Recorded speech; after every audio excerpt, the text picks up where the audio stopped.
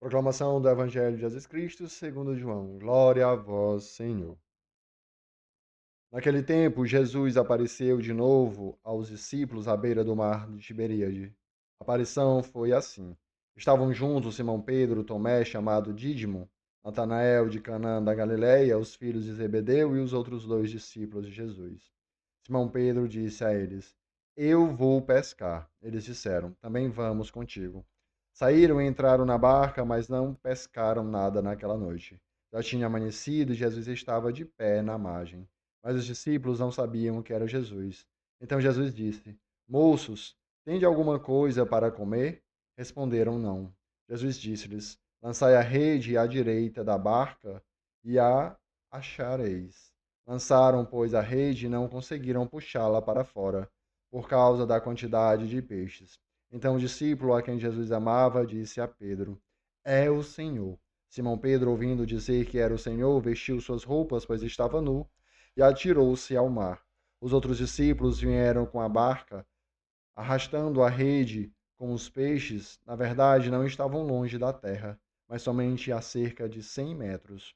Logo que pisaram a terra, viram brasas acesas, com peixe em cima e pão. Jesus disse-lhes: Trazei alguns dos peixes que apanhastes. Então Simão Pedro subiu ao barco e arrastou a rede para a terra. Estava cheia de 153 grandes peixes. E apesar de tantos peixes, a rede não se rompeu.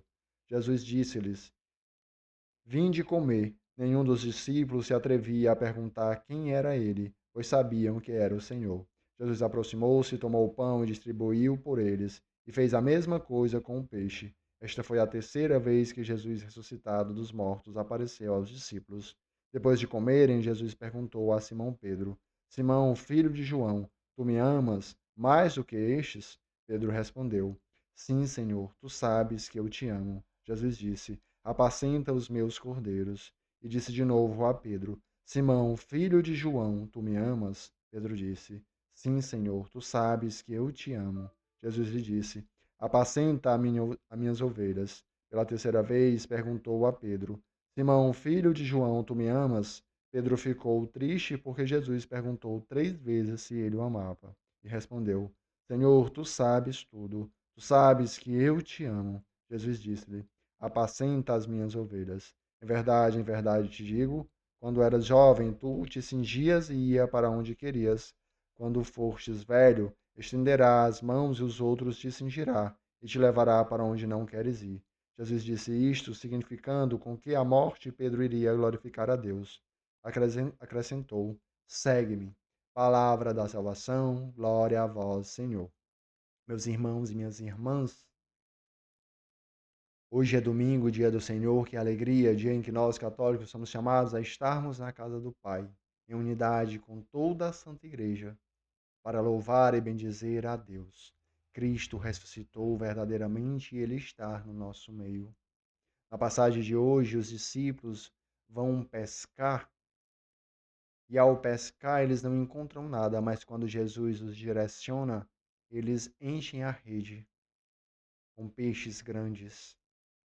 O Senhor hoje nos convida, através desta passagem, a também sermos pescadores de homem, a levarmos a palavra de Deus a todos aqueles que necessitam. Ele nos chama a segui-lo.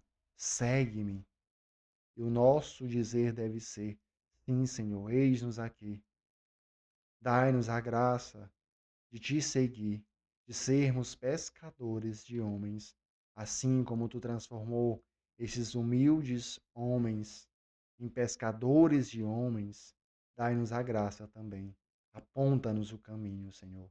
Dai-nos a verdadeira conversão, a graça de te seguir, de deixarmos o nosso pudor de lado para te seguir e abraçar também a cruz. Sim, meus irmãos, porque nessa própria palavra o Senhor vai dizer a Pedro como ele deve morrer para glorificar o Senhor. Então, não tem como chegar à ressurreição, à glória do Senhor, sem passarmos pelo Calvário, sem carregar a nossa cruz para seguir ao Senhor. Então, o Espírito Santo, nesse dia, dai-nos esta graça de nos deixarmos sermos conduzidos por Deus, para sermos instrumento da sua obra e nos tornarmos pescadores de almas.